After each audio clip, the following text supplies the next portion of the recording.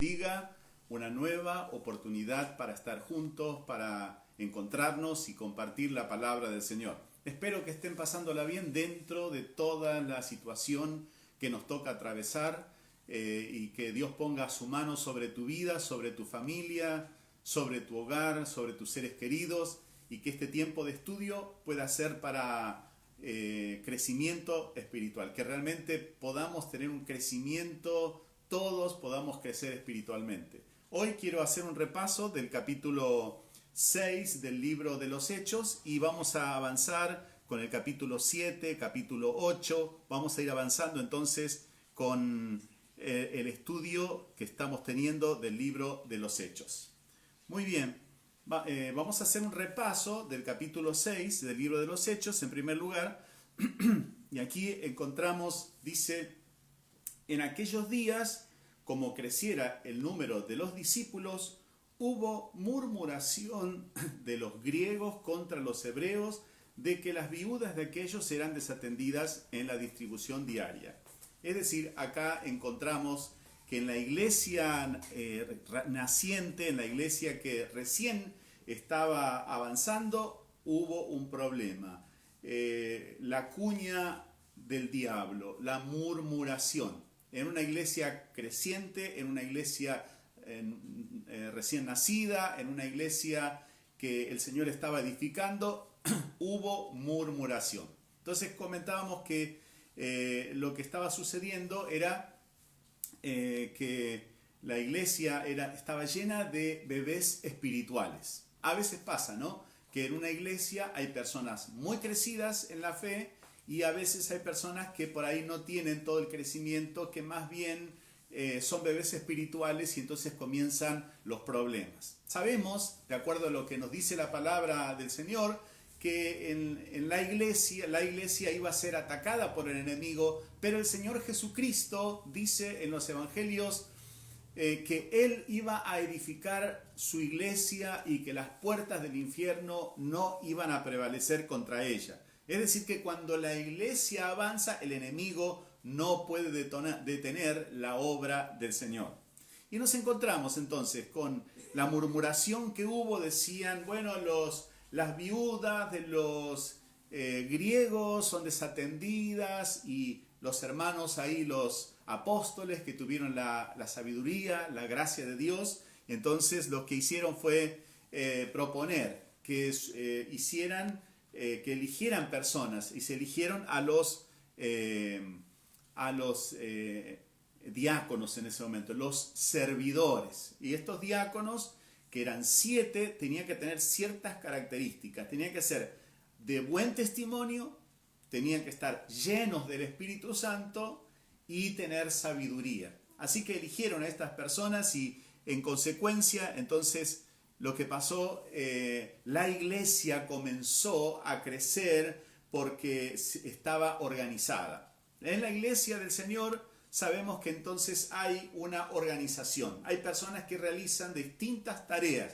Los apóstoles le decían: no es justo que nosotros tengamos que dejar la predicación, tengamos que dejar el tiempo de la oración, la intercesión, todo lo ministerial para atender a las mesas. Así que, bueno, eligieron a los diáconos, y los diáconos comenzaron a realizar esta tarea, y la iglesia comenzó a crecer más que nunca porque había una organización. Esto nos habla de que Dios ha puesto distintos dones. Así dice la Biblia, que Él mismo constituyó en su momento a unos apóstoles, profetas, maestros, evangelistas, pastores, para la edificación del cuerpo de Cristo, para que todos trabajemos para el reino del Señor, y cada uno en su área. Es importante que cada uno de nosotros entendamos dónde nos puso el Señor y qué es la función a la que nos llamó el Señor para realizar, qué es lo que el Señor quiere que nosotros hagamos, que realicemos para su reino. Entonces, una vez que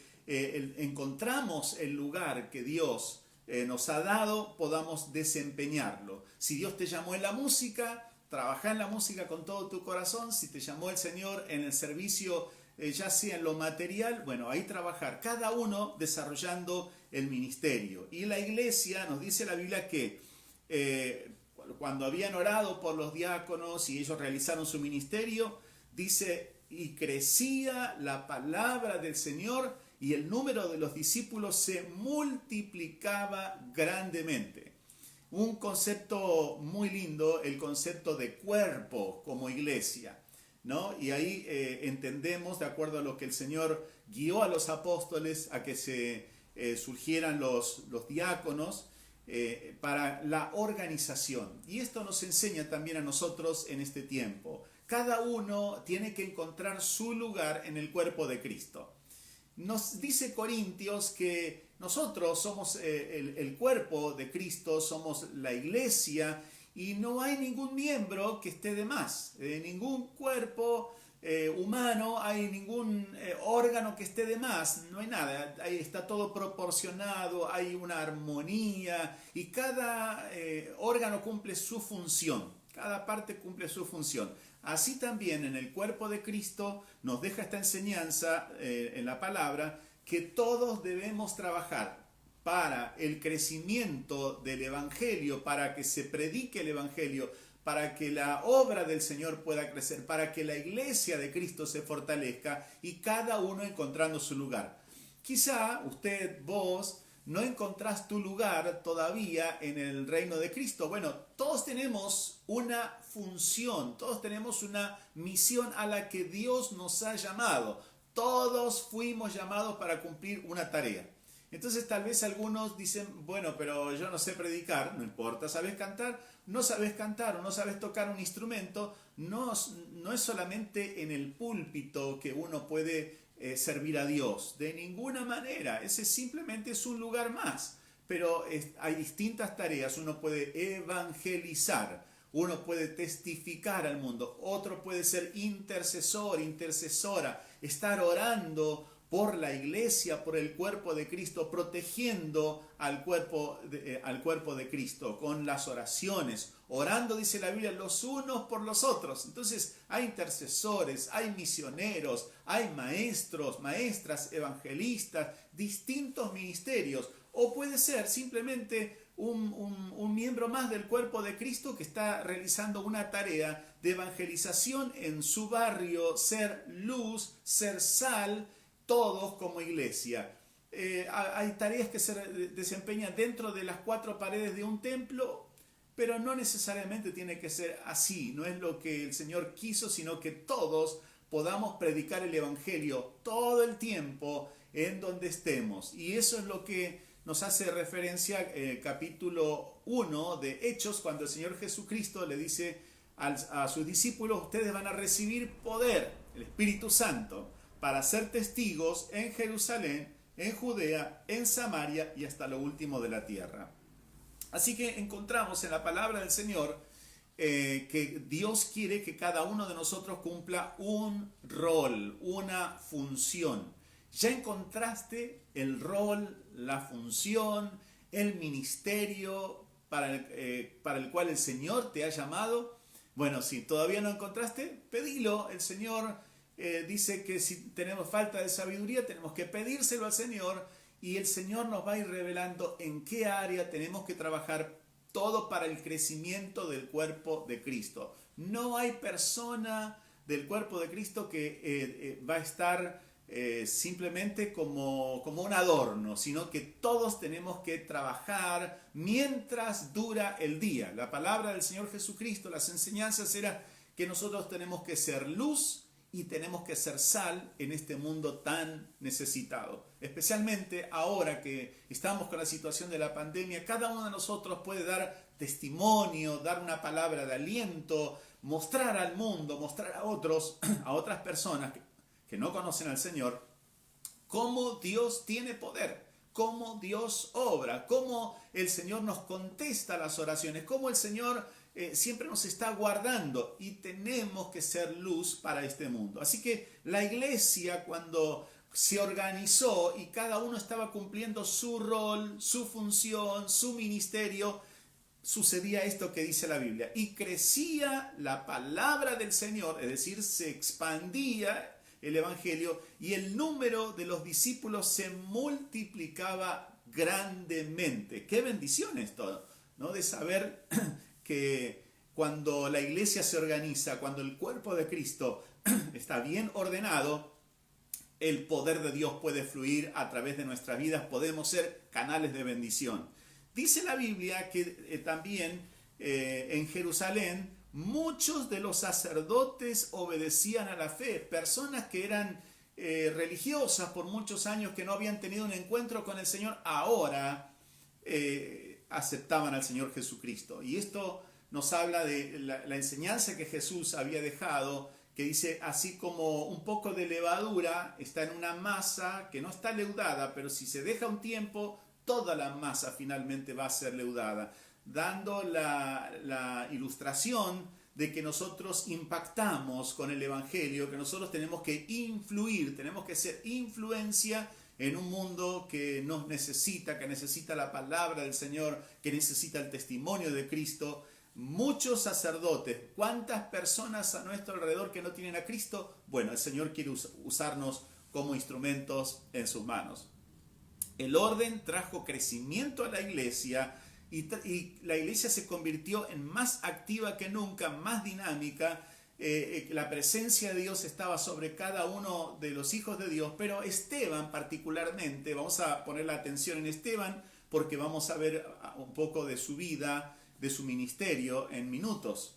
Esteban, dice la Biblia acá, destaca lleno de gracia y de poder. Gracia de Dios, esa unción, esa presencia permanente del Señor, y con poder, con autoridad. Dice que hacía grandes prodigios y señales entre el pueblo. Bueno, cuando nos ponemos en las manos del Señor, cuando nos rendimos al Señor, el Señor nos utiliza para su gloria y para su honra. Por ahí hay muchas personas que dicen, yo recuerdo cuando hace muchos años Dios me usaba con poder, como si Dios hubiera cambiado. El que ha cambiado, la que ha cambiado, somos nosotros los que hemos cambiado. Tal vez no tenemos esa entrega que teníamos antes y Dios podía usarnos. Así que renovemos nuestra consagración al Señor y veremos cómo Dios nos va a usar poderosamente. Bueno, podemos pensar que si nos consagramos a Dios, trabajamos para el reino, nos ponemos en las manos del Señor, bueno, va a ser todo una bendición y no va a haber problemas. Bueno, no.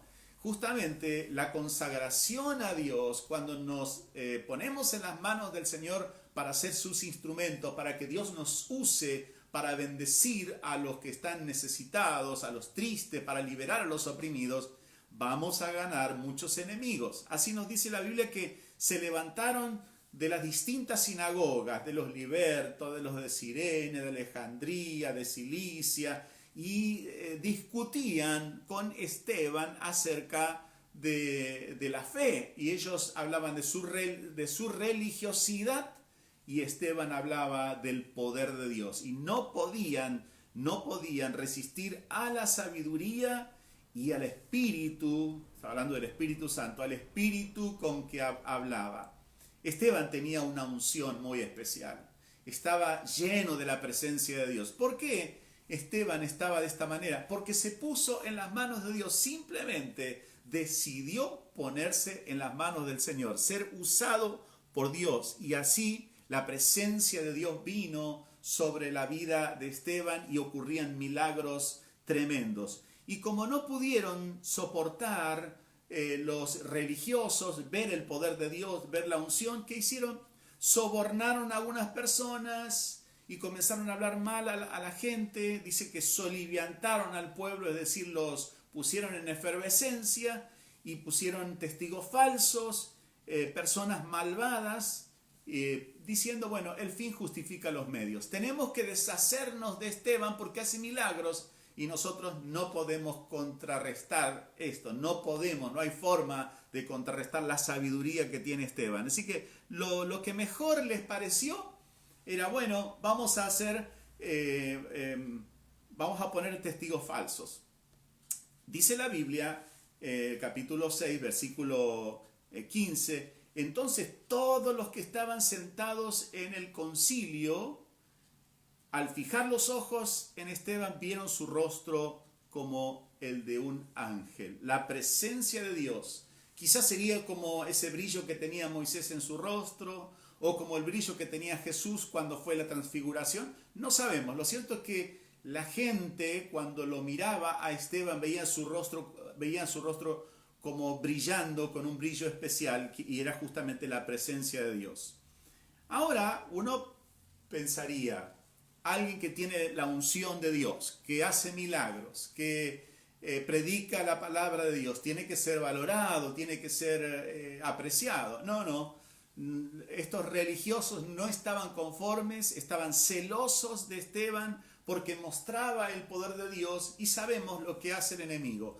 La Biblia nos dice que nuestra lucha no es contra personas de carne y hueso, sino contra principados, potestades, gobernadores de las tinieblas, huestes de maldad en las regiones celestes. Es decir, que el enemigo se organiza, tiene sus jerarquías satánicas y se organiza como un ejército para atacar a los hijos de Dios. Así que a nosotros nos toca como cristianos ponernos firmes y decir, estoy en las manos del Señor. Si trabajo para Dios y me gano enemigos, el Señor me va a guardar. El Señor está con nosotros y Él lo ha prometido. Yo estoy con ustedes todos los días hasta el fin del mundo. Así que es tiempo de trabajar para el Señor, pero tranquilos, descansando en nuestro Dios.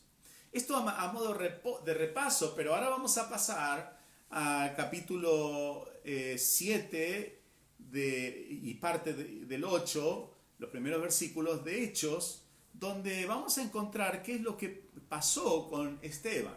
Bueno, la Biblia nos dice primero que Esteban era alguien lleno del poder de Dios, lleno de la presencia de Dios, era alguien que tenía unción, que tenía la gracia de Dios para operar milagros, prodigios, liberación de los endemoniados, sanidades, o sea que era alguien que estaba muy ungido.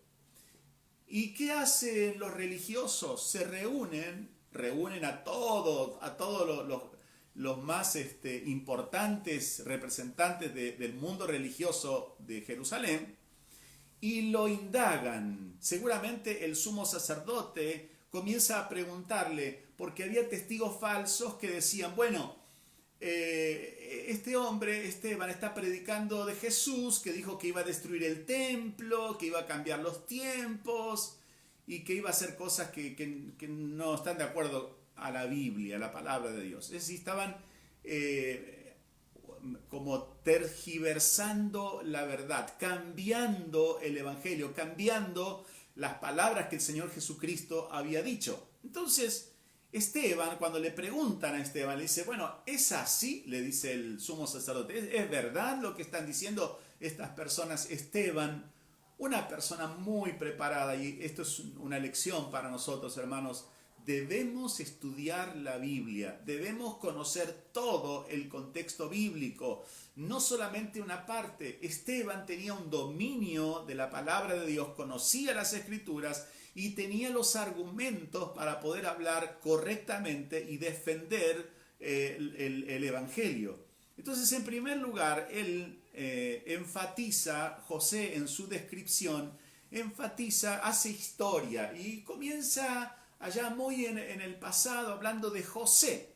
Y dice que José fue rechazado por sus hermanos. Está hablando de un joven que había tenido sueños que Dios había puesto en su mente, en su corazón, de que iba a ser usado por Dios, y sus hermanos, por envidia, lo venden a José, pensando, bueno, primero querían matarlo y finalmente lo venden como esclavo a algunas personas que iban para Egipto, y José termina como esclavo en una casa, después preso en una cárcel por muchos años, ahí sufriendo.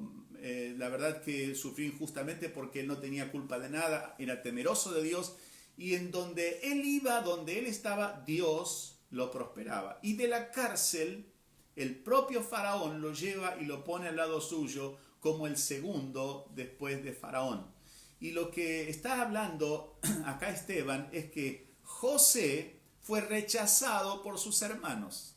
¿Qué está queriendo decir con este relato? Si usted lee el libro de los Hechos, va a ver una historia muy larga, uno de los capítulos más largos de la Biblia, en Hechos, y en el capítulo 7, Y vamos a encontrar que lo que está haciendo Esteban, conociendo la palabra, dice, José fue rechazado, Jesús también fue rechazado por sus hermanos. Hace un paralelo, así como José fue vendido por sus hermanos, así Jesús también fue vendido por sus propios hermanos y lo enviaron a la cruz. Está haciendo ese paralelo. Enfatiza que José fue vendido por sus hermanos, pero que Dios ya había hecho provisión para el futuro a través de Abraham. Está hablando de los patriarcas. También menciona que Moisés fue rechazado. Moisés fue elegido como el libertador, pero cuando él quiso ayudar a uno de sus compatriotas, inclusive se burlaron de él y él tuvo que huir 40 años en el desierto. Conocía Esteban la palabra y comienza a hablar de Moisés. Dice que los israelitas rechazaron a Dios, que cuando estaban aún en el desierto durante 40 años había personas que estaban dentro de lo que era el pueblo, pero adoraban a otros dioses. Finalmente hace dos referencias más y dice la referencia a Salomón, que construyó el templo y que el templo en realidad no podía retener la gloria de Dios, y está hablando que Jesús, cuando dijo destruyan este templo y yo lo voy a levantar en 3 días, no se refería al templo de Salomón, se estaba refiriendo a su propio cuerpo. Jesús dijo destruyan este cuerpo y yo lo voy a levantar. Estaba hablando de su resurrección. Estaba aclarando acá Esteban al sumo sacerdote, a todos los religiosos. Finalmente, como evidentemente Esteban veía muestras de incredulidad, seguramente burlas que había en ese momento de los religiosos contra Esteban, que les estaba hablando del poder de Dios, les estaba hablando de la historia bíblica. En ese momento, él, lleno del Espíritu Santo, habla a los religiosos y le dice, ustedes son igual que sus padres. Está hablando de sus ancestros, que eran rebeldes al obrar de Dios. Y habla de ustedes rechazaron al Espíritu Santo. Ahí viene el versículo 51, los últimos versículos del capítulo 7 de Hechos, y dice, duros de cerviz, o en otras palabras, cabeza duras, e incircuncisos de corazón y de oídos. Es decir, no tienen el pacto en su vida, por eso tienen oídos para oír mal y no tienen un buen corazón, le estaba diciendo Esteban. Vosotros resistís siempre al Espíritu Santo, como vuestros padres, así también vosotros. Claro, porque se estarían burlando de Esteban en ese momento. Y menciona claramente la palabra. ¿A cuál de los profetas no persiguieron vuestros padres y mataron a los que anunciaron de antemano la venida del justo, de quien vosotros ahora habéis sido entregadores y matadores? Les está diciendo, ustedes mataron al justo, al Mesías. Vino el Mesías y ustedes lo rechazaron. Hermanos queridos, esto es terrible. ¿Cuántas personas en el mundo que rechazan a Jesucristo? Jesucristo es la vida, Jesucristo es el Señor, Jesucristo es el único camino al Padre, el único camino de salvación. Él es la salvación, Él es la vida. Pero ¿cuántas personas que rechazan tienen ese espíritu de incredulidad como los religiosos, que en vez de buscar la presencia de Dios, en vez de buscar la unción, la gracia de Dios, disfrutar de la bendición, rechazan al Espíritu Santo, rechazan a Jesucristo? En este tiempo también hay religiosos. Dice versículo 53, estamos en Hechos capítulo 7, dice Esteban, le está hablando a los religiosos, vosotros que recibisteis la ley por disposición de ángeles, no la guardasteis. Oyendo estas cosas, se enfurecían en sus corazones y crujían los dientes contra él. Pero Esteban, lleno del Espíritu Santo, puestos los ojos en el cielo, vio la gloria de Dios y a Jesús que estaba a la diestra de Dios. Qué bueno esto.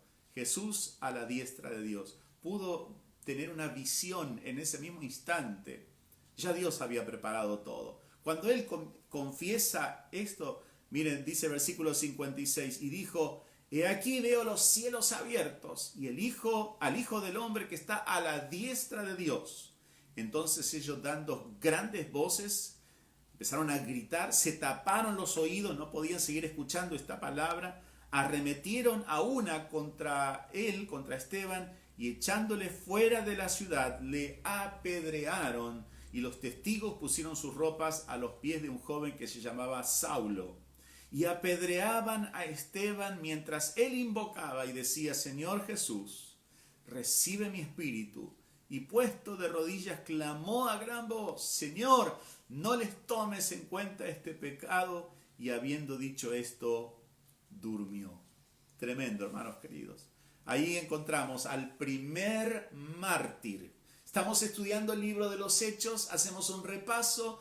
Hechos capítulo 1, el Señor Jesucristo les había dicho: recibiréis poder y me seréis testigos en Jerusalén, en Judea, en Samaria y hasta el último de la tierra. Hechos capítulo 1. Cuando seguimos a través del capítulo 2 y en adelante, vemos que el Espíritu Santo viene en Pentecostés y desciende sobre todas las personas. Esteban, lleno del Espíritu Santo, comienza a predicar juntamente con tantas otras personas, hombres de Dios, mujeres de Dios, que comienzan a predicar el Evangelio. Y hay una efervescencia espiritual, un crecimiento espiritual, una renovación espiritual, un avivamiento tremendo. Los huesos secos que ahora reciben vida, y el Señor hace milagros extraordinarios por su mano. Pero esto suscita, levanta la envidia, la bronca, el resentimiento de los religiosos que no querían ser perturbados. Ellos querían seguir su estilo de religión muerta, religiosos, pero ahora vino la vida.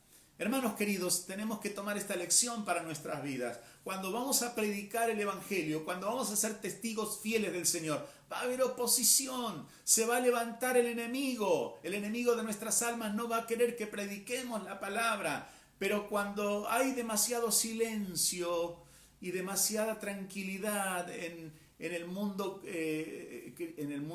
espiritual, puede haber dos cuestiones. Una, que hay un adormecimiento, que alguien esté dormido espiritual, o que ya no tiene más vida, está muerto, y los muertos están demasiado tranquilos, no molestan, hablando físicamente, ¿no? El que resucitó en Cristo tiene vida eterna, lo sabemos, simplemente es una analogía.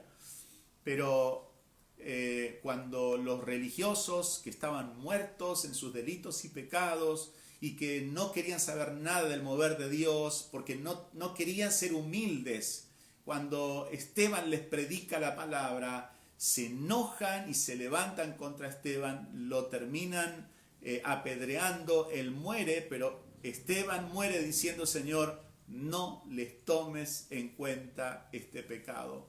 Y ahí durmió, dice la Biblia. Qué bueno, ¿no? Durmió. Ahí partió a la presencia del Señor. El primer mártir de la iglesia. Y uno podría decir: bueno, ahora que murió Esteban, que era el paladín en ese momento, que estaba predicando, que estaba haciendo milagros por el poder del Espíritu Santo, bueno, podríamos pensar que el Evangelio ahí se iba a apagar. De ninguna manera. Lo que ocurrió fue que comenzó una persecución. El versículo, ahora vamos a Hechos capítulo 1. Y dice la Biblia: y Saulo, no era el apóstol Pablo, era Saulo, perseguidor de la iglesia, consentía en su muerte. Estaba de acuerdo, era joven. Y estaba de acuerdo que estaban matando a Esteban. En aquel día hubo una gran persecución contra la iglesia que estaba en Jerusalén. Hermanos queridos, los creyentes estaban más que contentos, estaban recibiendo el poder de Dios ahí en Jerusalén. Había una efervescencia espiritual, un avivamiento, una renovación, alegría, gozo. Y el Señor les había dicho: ustedes me van a ser testigos hasta lo último de la tierra. Pero los creyentes estaban cómodos, estaban calentitos, disfrutando los cultos tremendos, miles y miles y miles que habían llegado a los pies de Jesucristo. Y entonces uno podría pensar, corrían el riesgo de empezar luego con el tiempo a quedarse quietos. Entonces el Señor permite la persecución. Dijo alguien, hablando de teología, que nosotros tenemos que cumplir con Hechos 1:8, o si no, el Señor va a mandar Hechos 8:1 sobre nosotros. ¿Qué quiere decir? Si la iglesia no sale a predicar y se duerme, puede venir la persecución. ¿Y qué es lo que sucedió? Satanás, que estaba obrando, actuando a través de los religiosos, habrá pensado, bueno, voy a aplastar el evangelio, voy a aplastar a estos evangelistas que surgieron como Esteban y tantos otros.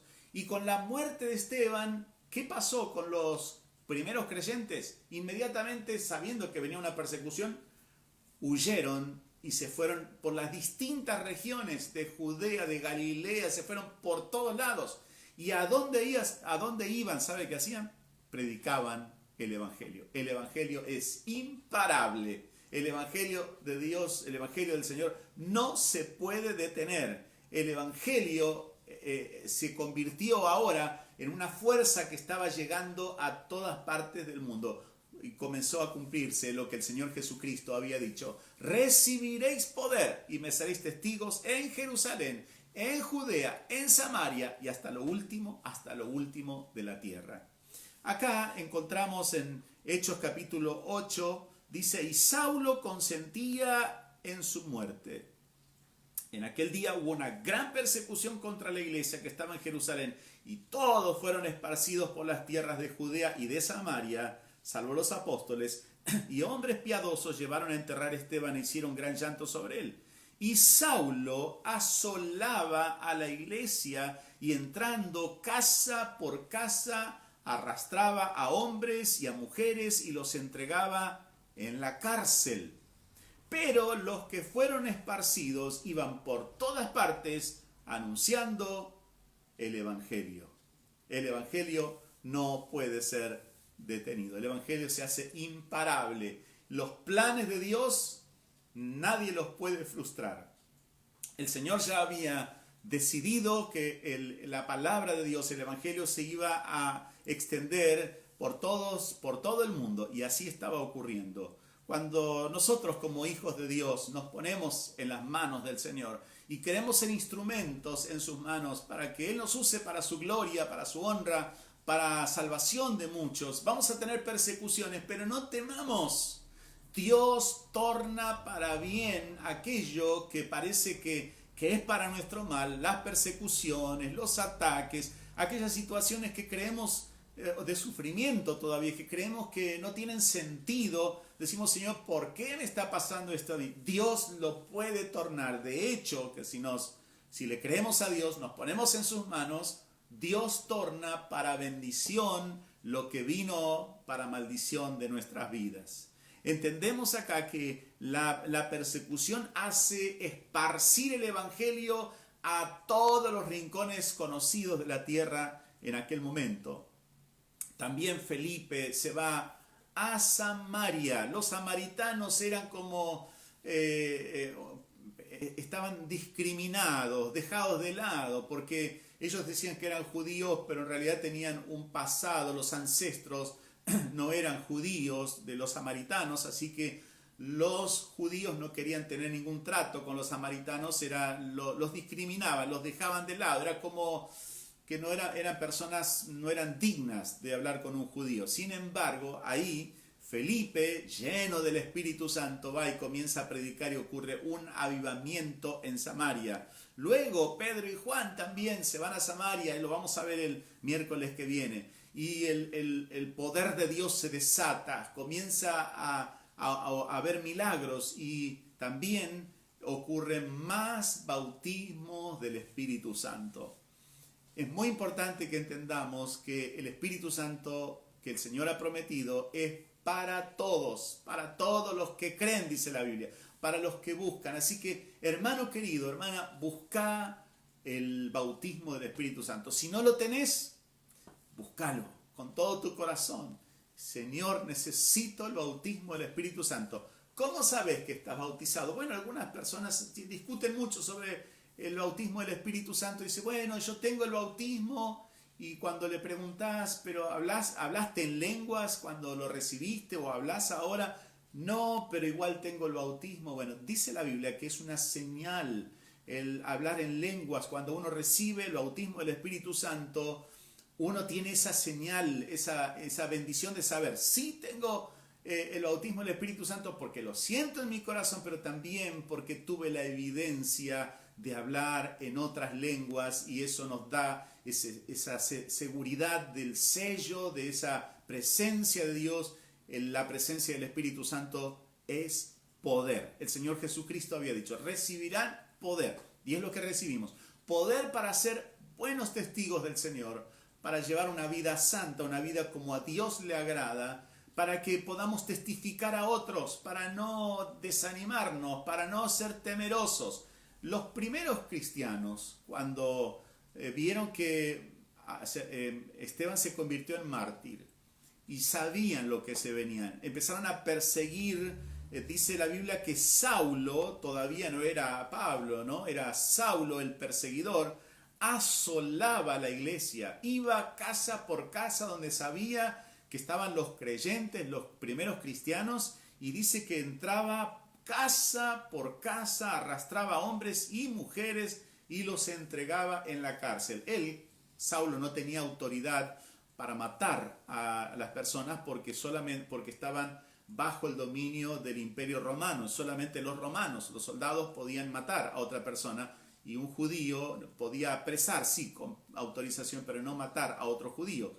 Así que lo que hacía Saulo, de los pelos, agarraba a los creyentes y los llevaba a la cárcel. Pero dice la Biblia, pero, y este pero es de bendición, pero los que fueron esparcidos iban por todas partes anunciando el Evangelio, las buenas noticias.